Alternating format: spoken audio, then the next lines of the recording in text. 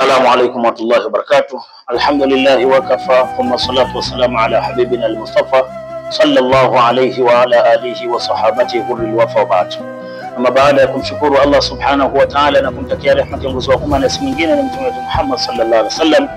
Ama ndugu zangu Waislamu na wale wasiokuwa Waislamu ambao mnasikiliza mada zetu, leo tunachokusudia kuzungumzia mada ya kuhusiana na jini. Jini ni kiumbe kama vile tulivyo sisi binadamu. Allah subhanahu wa ta'ala anasema wa ma khalaqtul jinna wal insa illa liya'budun, sikuwaumba majini na binadamu isipokuwa ni kuniabudu mimi. Kwa hiyo ukae utambue ndugu yangu Muislamu, kama tulipo hapa duniani kuna Waislamu, kuna Wakristo, kuna Mayahudi, lakini kuna wapagani na majini wako katika sampuli hizo hizo.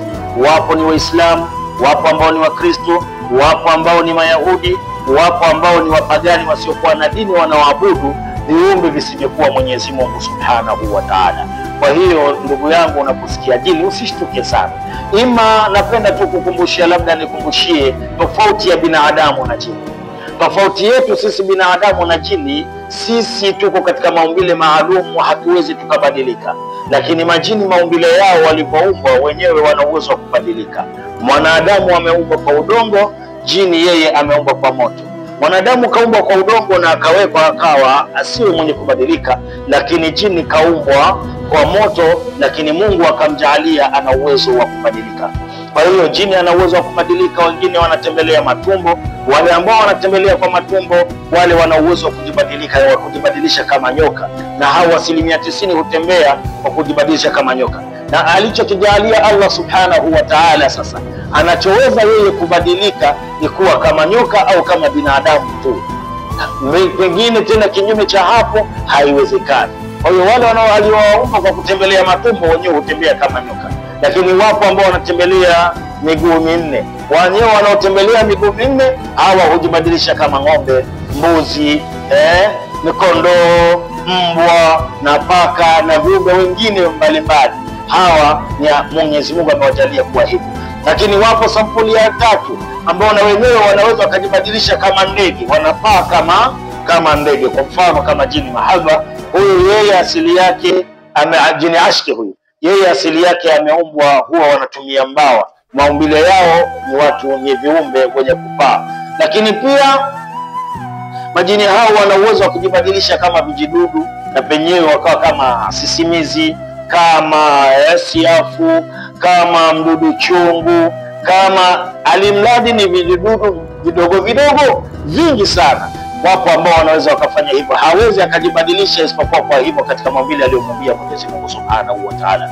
Kwa hiyo ndugu yangu Muislamu, na wewe usio kwa Muislamu unasikiliza mada hii, asikutishe jini kuwa ni kitu gani. Jini ni kiumbe kama viumbe wengine ambao wanamwabudu Mwenyezi Mungu Subhanahu wa Ta'ala, lakini tofauti zake ya kwanza ni hiyo tofauti ambayo niliyokuambia ya yeye kujibadilisha katika maumbile. Ama jambo la pili ambalo jini ni tofauti na mwanadamu, yeye ana uwezo, Mungu kamjalia ana uwezo wa kuingia katika maumbile ya binadamu, maumbile ya mnyama na kumcontrol.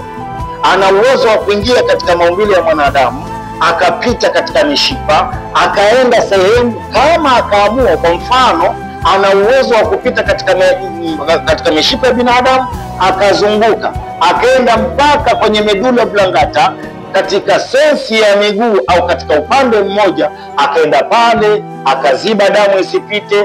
Damu ikashindikana, wakasababisha mshipa kupasuka. Mshipa ule ukipasuka, mwanadamu anapata paralyze. Basi huyo jini ana uwezo wa kufanya hilo. Lakini pia ana uwezo ambao Mungu kamjalia, anazunguka na uwezo wa kwenda mpaka katika kongosho. Afika katika kongosho pale, kaingia kwenye kongosho na kuvuruga mfumo wote wa insulin. Sukari ikawa kupatikana kwake ni mtihani, mtu kaambiwa anaumwa kisukari. Haya nayo, yani ana uwezo wa kuingia katika moyo, damu ikifika analeta matatizo mbalimbali, basi mtu kaambiwa ana pressure. Kwa hiyo ndugu yangu ambaye unasikiliza mada zetu, jini ana uwezo alichopewa na Allah Subhanahu wa Ta'ala ambacho hajapewa mwanadamu. Yeye ana uwezo wa kuingia katika maumbile ya mwanadamu sehemu ya kwanza na kusababisha labda magonjwa na kusababisha mvurugiko wa hali ya mwili, akaharibu baadhi ya vitu katika mwili wa mwanadamu. Hiyo ni sehemu ya kwanza. Lakini pili, sasa huyu jini ana uwezo wa kukaa pembeni na kumsensi mwanadamu akamcontrol, au ana uwezo, kwanza niseme, ana uwezo wa kumvaa kama nguo, akamvaa mwanadamu kama nguo, mdomo akawa akizungumza. Nyinyi mnajua huyu ni Ali, huyu ni Huseni, huyu ni Amina, huyu ni Athma, huyu ni nani. Kumbe maskini ya Mungu hao sio wenyewe, ni jini ameshaingia kavaa, amemvaa kama nguo, na mkono anapeleka, anafanya nini? Kwa sababu hawa majini, ndugu zangu, katika kumwingia mwanadamu wamegawika katika sehemu tatu. Sehemu ya kwanza, ana uwezo wa kuingia mwili mzima, na huyu jini huwa ni vyepesi sana kumuondoa katika mwili wa mwanadamu. Anaingia, anamvaa mwanadamu kama mwili mzima, na mnapomhitaji basi mnamuita, anakuja akiwa kamili. Lakini sehemu ya pili, ana uwezo wa kuwa nusu. Ndio ukisikia jini kipande, ndio hao majini ambao unasikia yeye, mnaweza mkianza darasa mkaanza kisomo, huwa anatoka. Lakini ukiwa madawa yako sijui ya kumuumiza, yeye anakimbia. Akisha kimbia, huyu mgonjwa anabaki peke yake. Niachieni. Mkishamaliza tena baada ya sekunde kadhaa anarudi.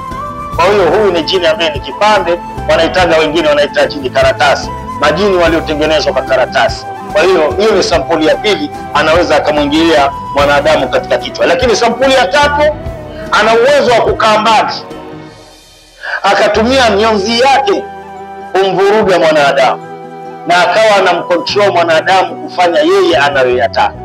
Hii ni sehemu ya tatu ambayo jini kajaliwa na Mwenyezi Mungu Subhanahu wa Ta'ala, ndio kampa hivyo.